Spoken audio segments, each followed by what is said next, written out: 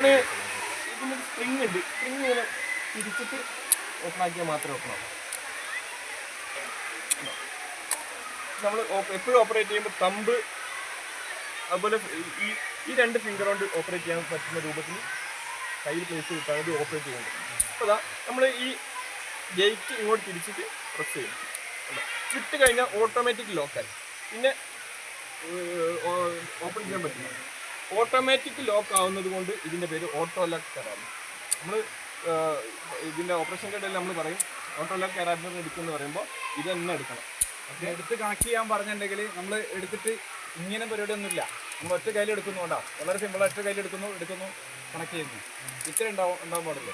നമ്മൾ സാധാരണ നമ്മളെന്ത് ചെയ്യുക, ഇതെടുത്തിട്ട് മറ്റേ കൈ ഉണ്ടാക്കി അല്ലേ തിരിച്ച് എന്നിട്ട് ഇതിൻ്റെ ഇടയ്ക്കിടെ നമ്മളൊരു കൈ ചിലപ്പോൾ നമ്മൾ പിടിച്ച് നിന്നിട്ടായിരിക്കും നമ്മൾ എന്ത് ചെയ്യുക, ഇത് അഴിക്കുന്നു, കണക്ട് ചെയ്യുന്നു, നമ്മൾ ചിലപ്പോൾ ബോഡിയിൽ കൊടുക്കുന്നു, അല്ലെങ്കിൽ ഈ